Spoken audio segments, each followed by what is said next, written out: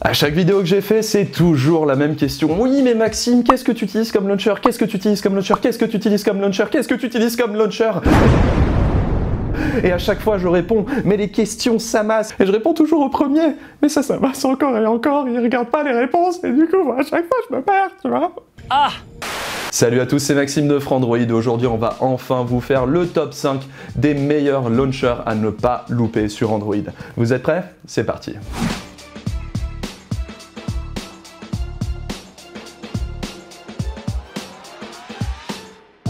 Alors déjà, qu'est-ce qu'un launcher? Comme vous pouvez le voir, le launcher, c'est ce bureau d'accueil qu'on a toujours sur les smartphones Android.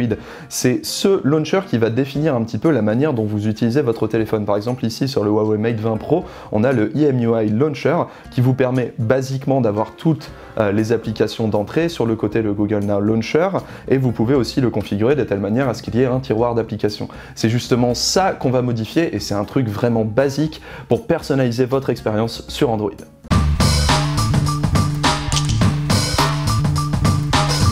Le grand numéro 1, c'est bien sûr Nova Launcher. Nova Launcher, c'est un peu l'alpha et l'oméga des launchers sur Android. C'est le plus populaire et on sait très bien pourquoi. De base, son interface ressemble énormément au Google Now Launcher, assez classique et assez basique. Vous avez plusieurs écrans, vous pouvez retrouver vos applications.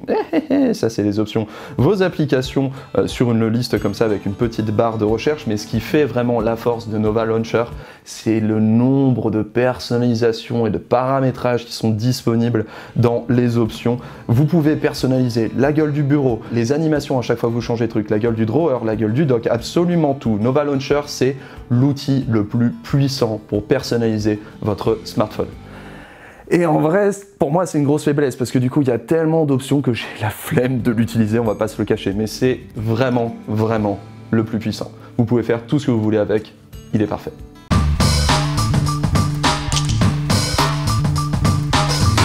Le numéro 2, c'est l'Action Launcher. Alors l'Action Launcher, c'est un concurrent vraiment direct de Nova Launcher et ça se voit parce que l'interface est à peu près similaire et on peut vraiment avoir un nombre d'options très large. Vous pouvez vraiment régler finement votre expérience en allant justement dans les menus où vous avez des thèmes, des packs d'icônes, pareil encore, le bureau très personnalisable, mais de base, encore une fois, il ressemble pas mal à Android en version basique. Alors qu'est-ce qui va justement le différencier de Nova Launcher? C'est ce petit volet sur la droite qui vous permet, sur la gauche pardon, qui vous permet de retrouver vraiment toutes vos applications. C'est avec ça, quelque part, que Action Launcher a son gros point fort. Donc si vous n'avez pas forcément super accroché à Nova, vous pouvez toujours tester Action Launcher. Par contre, franchement, c'est un petit peu le launcher qui vient toujours vous ennuyer à base de vous devez payer, vous devez payer. Donc ça, faut y être habitué un petit peu ou être prêt à passer à la caisse.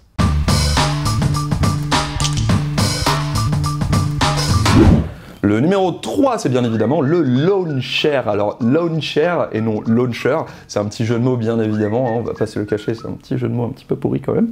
C'est le Launcher qui vous permet de reprendre à peu près la même expérience que les Google Pixel. Et là on le voit justement, on a vraiment une accueil qui ressemble à un Pixel, comme toujours des petits volets un peu partout, même si là du coup je les ai pas configurés, des paramètres qui ressemblent beaucoup pareil au Pixel Launcher, et c'est un truc assez minimaliste, mais ça vous permet vraiment d'essayer d'émuler un tout petit peu l'expérience d'un Pixel sur votre smartphone. Alors après, c'est assez limité, mais c'est quand même un logiciel libre, donc du coup c'est assez cool au niveau respect des droits et faire monter la communauté, ça fait plaisir. Par contre, c'est assez limité, et surtout ça ressemble pas complètement à l'expérience qu'on a maintenant sur les Pixel Launcher des Google Pixel 3 et Pixel 3 XL. Un peu dommage.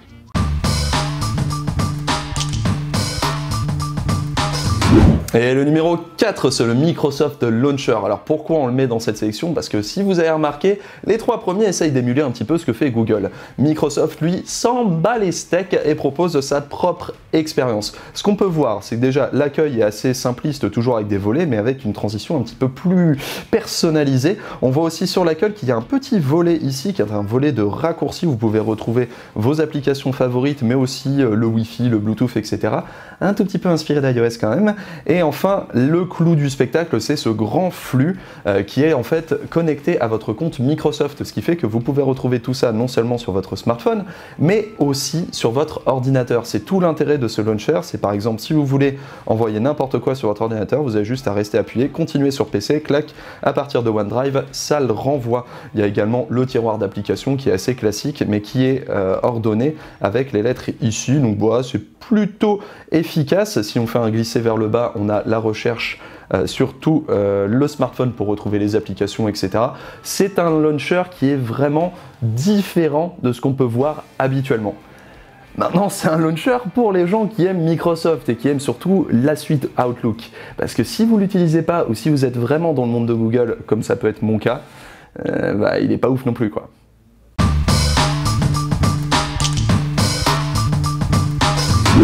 Et le dernier numéro 5 n'est autre que le Poco Launcher qui a été lancé en même temps que le Pocophone F1. C'est un launcher alternatif qui est plutôt pas mal, surtout si vous utilisez MIUI 10, donc un téléphone Xiaomi, parce que c'est un launcher qui vous permet de retrouver un tiroir d'applications, contrairement justement au téléphone Xiaomi et à MIUI en général. Surtout, il est très fluide, il est très simple et très sobre au niveau graphique, mais on retrouve sa particularité principale, c'est qu'en fait dans le tiroir d'applications, vous avez bien sûr toutes les applications comme vous voulez, mais vous avez aussi des petits volets qui font communication, divertissement, photographie, ça trie automatiquement en fait toutes vos applications selon le type d'utilité que vous avez, et vous pouvez bien sûr le configurer. On a tous, en vrai, un pote qui classe ses applications selon la couleur de l'icône. C'est des gens un petit peu étranges certes, mais ce launcher permet de le faire automatiquement. Voilà, c'est très bien pour eux après tout, hein. C'est des gens vraiment très chelous, ne les côtoyez pas. Mais franchement, le Poco Launcher est très bien. Très simple, mais très bien. Et voilà, c'est terminé. Mais non, bien sûr que non. On a le top 5 qui est plutôt objectif. Maintenant, il est temps de me faire un petit peu plaisir et de vous montrer mon launcher préféré, celui que justement vous voyez dans la plupart des vidéos que je fais. Il s'agit du Rootless Launcher qui a été développé par Amir Zaidi. Sa particularité en fait, c'est qu'il reprend à l'exact ou presque le launcher des Pixel 3 et il les copie-colle. Clac, c'est fini, ça fonctionne très bien, c'est très simple.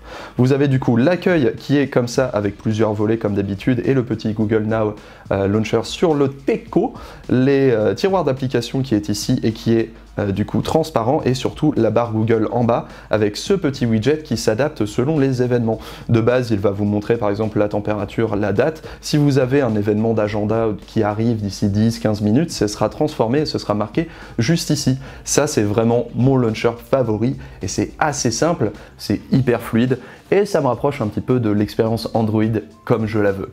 Ça y est, vous n'avez plus besoin de me poser la question pour savoir quel launcher j'utilise. Et ceux qui veulent mon fond d'écran, par contre, vont devoir attendre un tout petit peu. Les vrais savent. Allez, merci beaucoup d'avoir regardé cette vidéo. N'hésitez pas à vous abonner pour ne rater aucune de nos prochaines. Et quant à moi, je vous fais des bisous et je vous dis à très bientôt sur Frandroid.